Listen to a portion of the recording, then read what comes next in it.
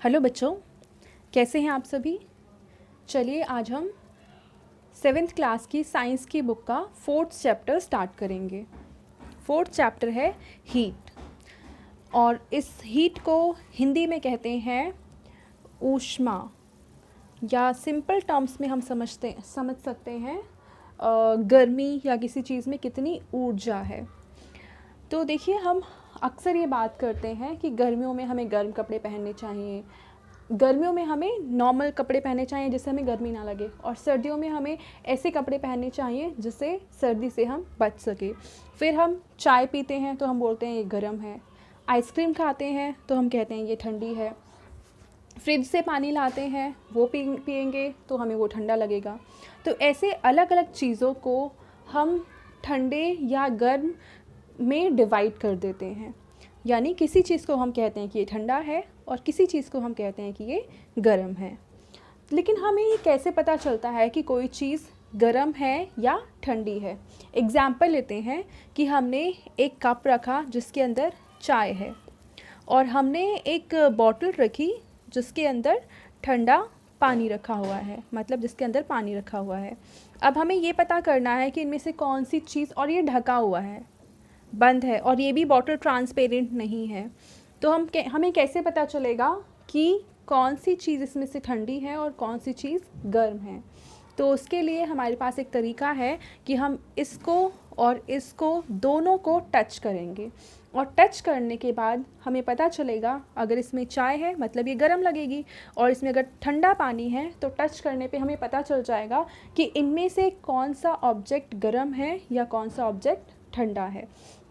यानी टच करके हम बता सकते हैं किसी चीज़ को कि ये ठंडा है या गर्म है।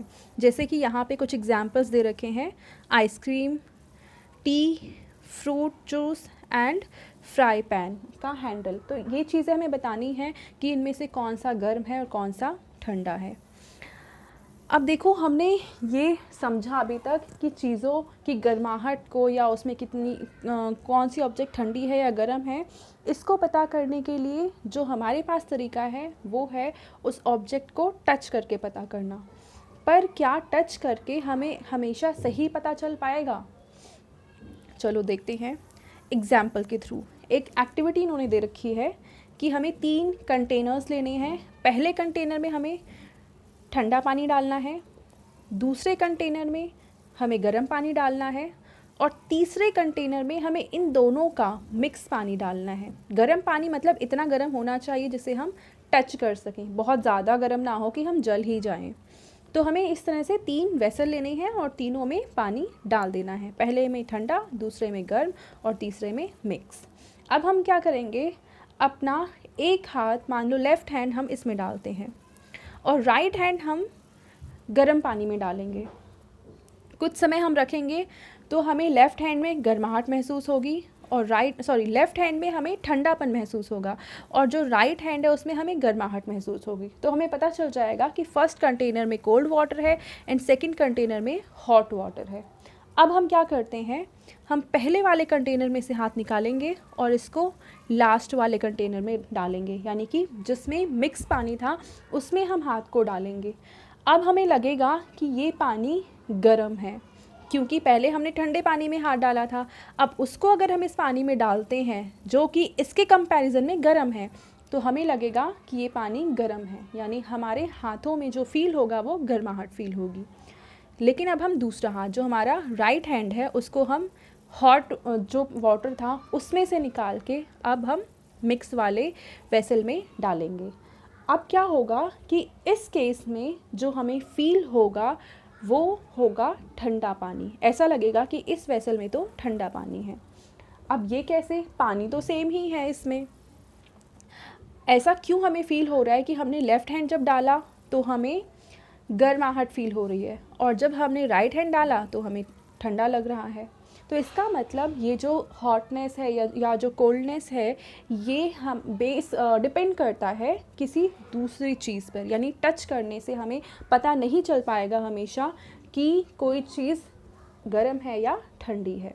यानी कि अगर हम गर्मियों में कोई चीज़, जैसे ठंडियों में हमें आसपास का माहौल हमेशा ठंडा लगता है, ठीक है, और गर्मियों में वही इन्वायरमेंट जो है वो गर्म महसूस होता है, तो उसके पीछे क्या रीज़न्स है, या हम कैसे पता करें कि कोई चीज़ कितनी गर्म है या कितनी ठंडी है, या सिर्फ हमें अगर कोई चीज़ ठंडी लग रही है तो क्या वाकई ठंडी है, या कोई चीज़ हमें गर्म लग रही है तो क्या वाकई गर्म है, और अगर ऐसा है तो क्यों फिर हमें ये वाटर जो है एक हाथ में ठंडा फील हो रहा है और दूसरे हाथ में हमें गर्म महसूस हो रहा है।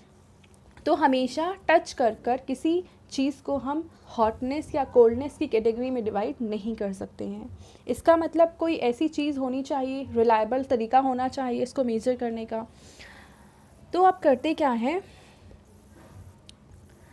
देखो इन्होंने कह भी रखा है, we can not always rely on our sense of touch to decide whether an object is hot or cold. Sometimes it may deceive us. यानी टच करके हम हमेशा नहीं बता सकते हैं कि ये ऑब्जेक्ट ठंडा है या गर्म है, यानी जो हमारा सेंस ऑफ टच है ये कभी कभी हमें डिसीव कर सकता है, धोखा दे सकता है।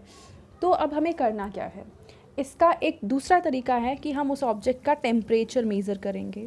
और टेम्परेचर क्या होता है, टेम्परेचर की सिंपल डेफिनेशन हम कह सकते हैं मेजरमेंट ऑफ हॉटनेस और कोल्डनेस ऑफ द ऑब्जेक्ट, यानी जो भी ऑब्जेक्ट है जिसका हमें टेम्परेचर मेज़र करना है उसमें, या फिर हम एक और डेफिनेशन ले सकते हैं, measurement of heat of an object, यानी किसी ऑब्जेक्ट में कितना हीट है या उसमें कोल्डनेस या हॉटनेस कितनी है उसको हम कहेंगे टेम्परेचर।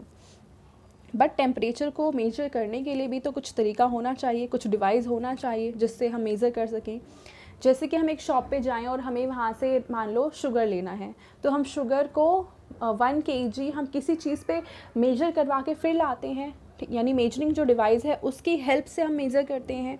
तो सेम ऐसे ही टेम्परेचर को मेजर करने के लिए भी एक डिवाइस होना चाहिए, और ऐसा डिवाइस है जिसको हम कहते हैं थर्मामीटर, यानी वो डिवाइस जो कि टेम्परेचर को मेज़र करने में यूज़फुल है, उस डिवाइस को हम कहेंगे थर्मामीटर। अब देखो थर्मामीटर क्या है और ये कैसे वर्क करता है, आगे देखते हैं।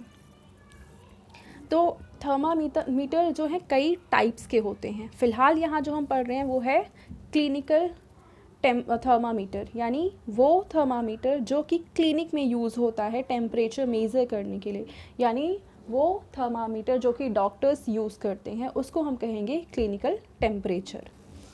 अब इसकी क्या खासियत है वो देखो, जैसे यहाँ पे पिक्चर में इन्होंने दिखा रखा है, ये है क्लिनिकल थर्मामीटर। यहाँ ये इसकी टिप है, यानी इसको हम कहते हैं बल्ब भी कह सकते हैं, और यहाँ देखो बीच में एक स्केल सा हमें कुछ दिखा रखा है, और यहाँ पे इस तरह के टेम्परेचर के पॉइंट्स लिखे होते हैं, 36 डिग्री, 37 डिग्री, 38 डिग्री सेल्सियस। इस तरीके से ये क्लिनिकल थर्मामीटर होता है। अब थोड़ा सा यहाँ पे हम समझते हैं क्या है। A clinical thermometer consist of a long narrow uniform glass tube, यानी इसमें एक ग्लास ट्यूब है। देखो इस डायग्राम में देखो, ये जो पूरा है ये ग्लास का ही बना हुआ होता है।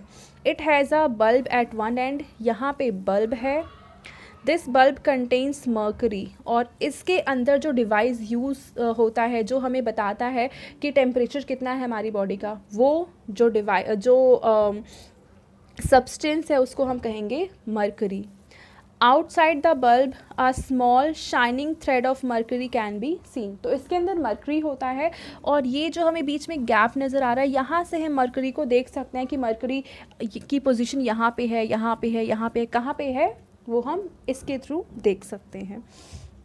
यानी जो मर्करी का थ्रेड है वो हमें बताएगा, मर्करी का जो लेवल है वो बताएगा कि जिस भी चीज़ का हम टेम्परेचर मेज़र कर रहे हैं उसमें कितना टेम्परेचर है। अब यहाँ पे एक और चीज़ की टेम्परेचर मेज़र करने के लिए कई सारी यूनिट्स यूज़ करते हैं। जैसे कि हम अगर शुगर लेकर आते हैं शॉप से तो हम क्या बोलेंगे, 1 kg शुगर। अगर हम मिल्क यानी कोई लिक्विड चीज़ लेकर आते हैं तो उसे हम बोलेंगे 1 लीटर। तो इस तरह से, या फिर अगर हम डिस्टेंस को मेज़र कर रहे हैं तो हम बोलेंगे 1 किलोमीटर। तो सेम ऐसे ही अगर हमें टेम्परेचर मेज़र करना है तो इसके लिए भी कोई ना कोई यूनिट होनी चाहिए, तो उस यूनिट को हम कहते हैं डिग्री सेल्सियस। इसके अलावा भी कुछ यूनिट्स होती हैं जैसे कि फ़ारेनहाइट एंड केल्विन है, बट क्लिनिकल थर्मामीटर में जो टेम्परेचर यूज़ करते हैं, मतलब जो टेम्परेचर मेज़र किया जाता है वो हमेशा डिग्री सेल्सियस में ही मेज़र किया जाता है, ठीक है। अब देखो उसके बाद वी कैन नॉट ऑलवेज, ये तो हमने पढ़ लिया। यहाँ पे फर्स्ट चीज़ जो हमें याद रखनी है कि जो यूनिट है जिसमें हम टेम्परेचर को मेज़र कर रहे हैं क्लिनिकल थर्मामीटर में, वो है डिग्री सेल्सियस, और दूसरी जिस रेंज को हम यहाँ पे मेजर कर सकते हैं वो है 35 degree Celsius to 42 degree Celsius, यानी इसी टेम्परेचर को हम मेजर कर सकते हैं क्लिनिकल थर्मामीटर से। किसी ऑब्जेक्ट का अगर टेम्परेचर मान लो 37 डिग्री सेल्सियस है तो इससे हम मेजर कर सकते हैं, 40 डिग्री सेल्सियस है तो भी मेजर कर सकते हैं, 42 डिग्री सेल्सियस है तो भी मेजर कर सकते हैं। लेकिन अगर मान लो किसी ऑब्जेक्ट का टेम्परेचर पहुंच गया है, मान लो 45 है या 50 डिग्री सेल्सियस है, तब क्या इस थर्मामीटर को हम यूज़ कर सकते हैं? इस केस में हम इस थर्मामीटर को यूज़ नहीं कर सकते हैं, क्योंकि ये जिस रेंज को मेज़र कर सकता है वो है 35 टू 42 डिग्री सेल्सियस। इससे कम या इससे ज़्यादा का टेम्परेचर इसमें मेजर नहीं किया जा सकता है। अब हमें समझना है कि थर्मामीटर की रीडिंग कैसे लेते हैं, यानी टेम्परेचर को हम देखते कैसे हैं कि उसमें कितना टेम्परेचर शो कर रहा है। तो यहाँ पे कुछ प्रिकॉशंस एंड वे बता रखे हैं जिससे हम टेम्परेचर को रीड कर सकते हैं। First is thermometer should be washed before and after use, मतलब यूज़ करने के पहले हमेशा ही इसको धोना चाहिए, वॉश करना चाहिए, जिससे उसमें अगर बैक्टीरिया या किसी और इंसान ने उसे यूज़ कर रखा है और अगर उसे कोई बीमारी है तो वो हमें ट्रांसफ़र ना हो। तो हमेशा ये सेफ़ होता है कि किसी भी चीज़ को अगर आप यूज़ कर रहे हो तो उसको हमेशा वॉश करके ही यूज़ करो। सेकेंड है ensure that before use the mercury level is below 35 degree Celsius.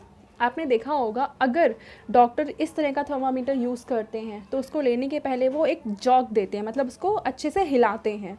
उसका रीज़न यही है कि मर्करी कहीं एक पॉइंट पे फिक्स ना हो गया हो, वो हमेशा वापस 35 डिग्री सेल्सियस के लेवल से नीचे आ जाए, इसके लिए हमेशा उसको हिलाया जाता है। तो ये हो गया first point. Second is read the thermometer keeping the level of mercury along the line of site, यानी हमें थर्मामीटर की जो हाइट है वो बिल्कुल अपनी आंखों के लेवल पे रखनी है, ना उससे नीचे ना उससे ऊपर, क्योंकि नीचे या ऊपर रखने से अगर हम रीडिंग लेते हैं तो एक्चुअल टेम्परेचर नहीं आ पाएगा, या तो कम आएगा या तो ज़्यादा आएगा, क्योंकि वो आंखों के लेवल पे अगर होगा तो हम बिल्कुल स्ट्रेट देख पाएंगे, ऊपर या नीचे होगा तो जो हमारा जो साइट है उसके डिफरेंस की वजह से जो रीडिंग है वो गड़बड़ आएगी। नेक्स्ट पॉइंट है handle the thermometer with care, if it hits against some hard object it can break, क्योंकि ये ग्लास का बना हुआ होता है तो ये टूट सकता है। और एक और चीज़, इसके अंदर जो सब्सटेंस यूज़ हो रहा है वो है मर्करी, और मर्करी एक टॉक्सिक सब्सटेंस होता है, यानी जहरीला पदार्थ है। तो हमेशा इसको यूज़ करते वक्त ये प्रिकॉशन लेना है कि वो ब्रेक ना करे। अगर वो ब्रेक करता है तो एक पॉइजनस सब्सटेंस उसके अंदर से निकलेगा जो हमारे लिए बहुत ही ज़्यादा नुकसानदायक हो सकता है। नेक्स्ट है don't hold the thermometer by the bulb while reading it, कभी भी थर्मामीटर की रीडिंग अगर ले रहे हो तो उसके बल्ब से उसे नहीं पकड़ना चाहिए, मतलब ये वाला जो पोर्शन है इससे ना पकड़ना चाहिए, ना ही ये किसी दूसरे ऑब्जेक्ट पे टच करना चाहिए, क्योंकि ये इसका सेंसिटिव पार्ट है और यहीं से रीडिंग ये मेजर करता है। अगर इसको हम किसी दूसरे ऑब्जेक्ट से टच कराते हैं या हम खुद इसे टच करते हैं तो फिर ये रीडिंग लेने लग जाएगा हमारे हाथ की या उस ऑब्जेक्ट की जिससे ये टच है। तो हमेशा रीडिंग लेते वक्त हम इसे पीछे से पकड़ सकते हैं, पर इस पोर्शन को यानी इस बल्ब को हमें नहीं पकड़ना है। तो ये प्रिकॉशंस हैं जो हमें यूज़ करने चाहिए थर्मामीटर की रीडिंग लेते वक्त, ठीक है। नेक्स्ट है, अगर हमारी बॉडी का नॉर्मल टेम्परेचर देखा जाए, on an average human body का एवरेज टेम्परेचर 37 डिग्री सेल्सियस होता है, यानी एक जो हेल्दी नॉर्मल इंसान है उसकी बॉडी का टेम्परेचर 37 डिग्री सेल्सियस, यूनिट हमेशा याद रखना है 37 डिग्री सेल्सियस होता है, ना इससे कम ना इससे ज़्यादा।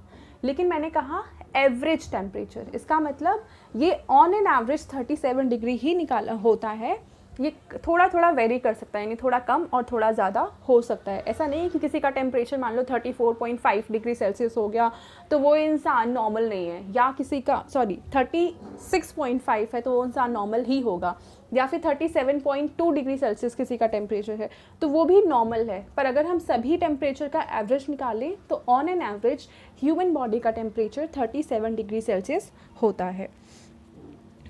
अब यहाँ पे एक और चीज़ याद रखने वाली है, वो ये है कि हम स्मॉल डिवीजन्स निकालते हैं हर उस चीज़ का जो मेजरिंग डिवाइस है।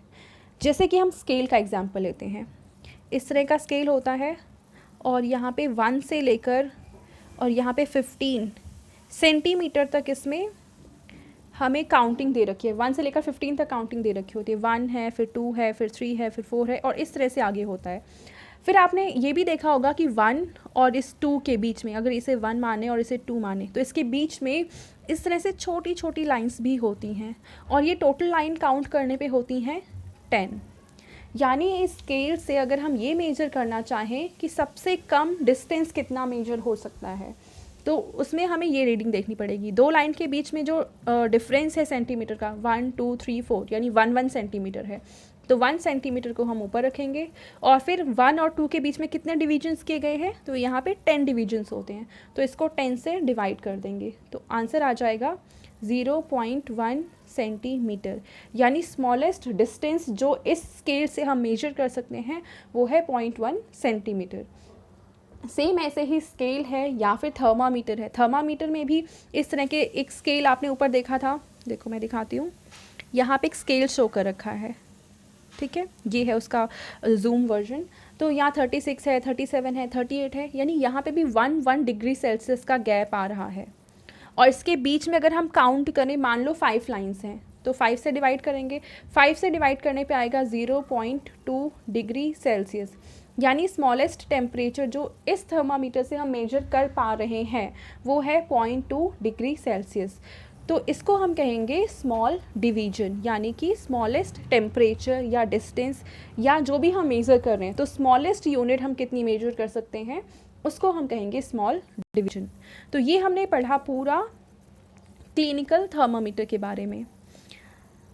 ओके, यहाँ पे उन्होंने कुछ इन्फॉर्मेशन दे रखी है जो कि यूज़फुल है। The temperature of every person may not be 30, जो मैंने अभी एक्सप्लेन किया ही है कि ज़रूरी नहीं है कि हर इंसान का टेम्परेचर 37 डिग्री सेल्सियस ही हो, वो थोड़ा ज़्यादा या थोड़ा कम हो सकता है और वो नॉर्मल इंसान ही है। तो on an average 37 degree Celsius होता है, पर एग्जैक्ट 37 होना ज़रूरी नहीं है, ठीक है। और क्लिनिकल थर्मामीटर से जो टेम्परेचर की रेंज है मेज़र करने की, वो है मिनिमम है 35 डिग्री सेल्सियस एंड मैक्सिमम है 42 डिग्री सेल्सियस, यानी ये रेंज है जो हम मेजर करते हैं। And do not use a clinical thermometer for measuring the temperature of any object other than human body। देखो, ह्यूमन बॉडी का टेम्परेचर मेज़र करने के लिए हम क्लिनिकल थर्मामीटर यूज़ कर रहे हैं, पर क्या बाकी किसी भी चीज़ का अगर हम टेम्परेचर मेज़र करना चाहते हैं तो क्या इस थर्मामीटर को यूज़ कर सकते हैं, तो आंसर है नहीं। या फिर क्या हम किसी गर्म जगह में इस थर्मामीटर को रख सकते हैं, तो भी आंसर होगा नहीं। क्योंकि अगर किसी ऑब्जेक्ट का टेम्परेचर मान लो 25 डिग्री सेल्सियस है, मान लो आपने फ्रिज में पानी रखा और आप चाहते हो कि उसका हम टेम्परेचर देखें, आपने ग्लास में पानी निकाला और उसके अंदर थर्मामीटर डाल दिया, अब होगा क्या कि जो ग्लास में पानी है उसका मान लो टेम्परेचर या तो 25 है या 15 डिग्री सेल्सियस है, ऐसे में थर्मामीटर उसमें जाएगा और थर्मामीटर की जो रेंज है वो 35 से 42 ही है, और ये जो टेम्परेचर है इस 35 से बहुत कम है। तो ऐसी सिचुएशन में ये थर्मामीटर जो है वो ब्रेक कर सकता है, और ब्रेक करने के बाद इसके अंदर जो मरकरी है वो इस वाटर में मिल जाएगी, और अगर इस वाटर को बाई चांस किसी ने कंज्यूम कर लिया तो मतलब जैसे हम जानते हैं मरकरी एक टॉक्सिक सब्सटेंस है, और टॉक्सिक एलिमेंट जब बॉडी में जाता है तो या तो कोई ना कोई बीमारी करेगा या फिर डेथ का रीज़न भी बन सकता है, डिपेंड करता है मरकरी के अमाउंट पे। तो हमेशा ये ख्याल रखना है कि हम इस थर्मामीटर को यूज़ किसी और चीज़ में ना करें जहाँ पे ये यूज़ नहीं किया जा सकता है। तो ये तो हो गया क्लिनिकल थर्मामीटर के बारे में। अब जो हमें अगला पढ़ना है वो है लेबोरेटरी थर्मामीटर, यानी अब हमें इसे पढ़ना है। अब देखो, हमारे पास क्लिनिकल थर्मामीटर था क्लिनिक में यूज़ करने के लिए, लेकिन अगर हमें कुछ और चीज़ों का भी टेम्परेचर मेज़र करना है, दूसरी चीज़ों का करना है, या जैसे मैंने अभी बोला कि पानी का हमें टेम्परेचर मेज़र करना है, तब हम कौन सा थर्मामीटर यूज़ करेंगे, क्योंकि क्लिनिकल थर्मामीटर तो हम यूज़ नहीं कर पा रहे हैं। तो उस काम के लिए एक दूसरा थर्मामीटर है जो कि है लेबोरेटरी थर्मामीटर, यानी वो थर्मामीटर जो कि लैब वगैरह में काम करने के लिए यूज़ किया जाता है, इसको हम कहेंगे लेबोरेटरी थर्मामीटर। अब देखो इसकी हम पहले रेंज देखते हैं। तो इसकी टेम्परेचर की जो रेंज है वो है -10 degree Celsius to 110 degree Celsius. देखो नीचे वाली रेंज यहाँ दिखा रखी है और ऊपर वाली रेंज जो है वो यहाँ दिखा रखी है। तो मिनिमम टेम्परेचर जो मेज़र कर सकते हैं वो है -10 डिग्री सेल्सियस और मैक्सिमम टेम्परेचर है 110 डिग्री सेल्सियस। यानी अब अगर हम ग्लास में पानी लेते हैं और उसे मेजर करना चाहते हैं तो हमें कौन सा थर्मामीटर यूज़ करना है, तो उसके लिए यूज़ करना है हमें क्लिनिकल नहीं, लेबोरेटरी थर्मामीटर, क्योंकि इसकी रेंज अच्छी खासी है। जिस भी ऑब्जेक्ट का टेम्परेचर इस रेंज के बीच में है उसको हम उसको मेजर करने के लिए हम इस थर्मामीटर का यूज़ कर सकते हैं। तो अब देखिए समझते हैं यहाँ पे देखो इन्होंने दिखा भी रखा है measuring temperature of water with a laboratory thermometer. अब देखो यहाँ पे एक क्वेश्चन ये आता है कि क्योंकि इस थर्मामीटर को -10 डिग्री सेल्सियस और 110 डिग्री सेल्सियस के बीच का कोई भी टेम्परेचर मेजर करने के लिए यूज़ किया जा सकता है, तो इसका मतलब क्या इस थर्मामीटर का यूज़ ह्यूमन बॉडी के टेम्परेचर को मेज़र करने के लिए भी किया जाना चाहिए, क्योंकि human body 37 degree Celsius approx है और ये रेंज इसके बीच में ही है। तो हम क्यों ना इसी थर्मामीटर को यूज़ कर लें ह्यूमन बॉडी का टेम्परेचर मेज़र करने के लिए, और अगर हम इसका यूज़ करते हैं फिर हमें क्लिनिकल थर्मामीटर की ज़रूरत ही नहीं पड़ेगी। तो इसका भी आंसर है नहीं, हम इस थर्मामीटर को यूज़ नहीं कर सकते हैं बॉडी का टेम्परेचर मेज़र करने के लिए। क्योंकि देखो होता क्या है, जैसे ये ग्लास है, इसमें वाटर है और वाटर का टेम्परेचर अगर हमें मेजर करना है तो हम क्या करेंगे, इस थर्मामीटर को हम वाटर में डालेंगे, ठीक है, कुछ देर तक रखेंगे और हम देखेंगे रीडिंग कहाँ तक पहुँचती है। जब रीडिंग स्टेबलाइज हो जाती है, मान लो 20 डिग्री सेल्सियस पे जाके रीडिंग रुक गई है, यानी इस वाटर का टेम्परेचर 20 डिग्री सेल्सियस है, लेकिन जैसे ही आप थर्मामीटर बाहर निकालते हो तो रीडिंग चेंज होने लग जाएगी, ठीक है। और ह्यूमन बॉडी का टेम्परेचर मेज़र करने के लिए अगर आप माउथ में थर्मामीटर रखते हो, उसको देखने के लिए आप वापस बाहर निकालते हो, यानी जब आप मेजर कर रहे हो और उसको बाहर निकाल के जब रीड कर रहे हो तो उसके बीच में टेम्परेचर का अच्छा खासा डिफरेंस आ सकता है, यानी कि एक्यूरेट जो मेजरमेंट है वो नहीं हो पाएगी इस थर्मामीटर से। तो इसीलिए हम क्लिनिकल थर्मामीटर का ही यूज़ करते हैं। पर यहाँ पे क्वेश्चन ये आता है कि ऐसा क्यों है कि हमें इस थर्मामीटर का यूज़ करना है, तो हमें इसको ऑब्जेक्ट में रख के तभी यूज़ करना होगा, और क्लिनिकल थर्मामीटर को हम ऑब्जेक्ट के बाहर निकाल के भी मेज़र कर सकते हैं और उसकी रीडिंग चेंज नहीं होती है, क्योंकि है तो दोनों थर्मामीटर ही, बस रेंज ही तो डिफरेंस है। तो ऐसा क्यों है कि उसको हम यूज़ कर सकते हैं बाहर भी, जबकि इसको हमें ऑब्जेक्ट के अंदर ही रखना पड़ेगा। तो उसके लिए आंसर ये है, देखो ये इस डायग्राम की तरफ ध्यान दो, ये है क्लिनिकल थर्मामीटर, और इसमें यहाँ पे एक इस तरह की स्ट्रक्चर जिसे हम किंक कहते हैं, इसको हम कहेंगे किंक। होता क्या है कि जब मान लो हमने माउथ के अंदर इस थर्मामीटर को रखा, एक बार रीडिंग हमने मेजर कर लिया, फिर बाहर निकाला, तो ये जो रीडिंग है जहाँ पे थी वहीं पे फिक्स हो जाएगी जब तक कि हम इसको हिलाएंगे नहीं, क्योंकि ये जो किंक है, ये जो उभार है, ये मरकरी के फॉल को रोकेगा, यानी मरकरी एक जगह जहाँ स्टेबलाइज हो गई है वहीं रहेगी, ठीक है।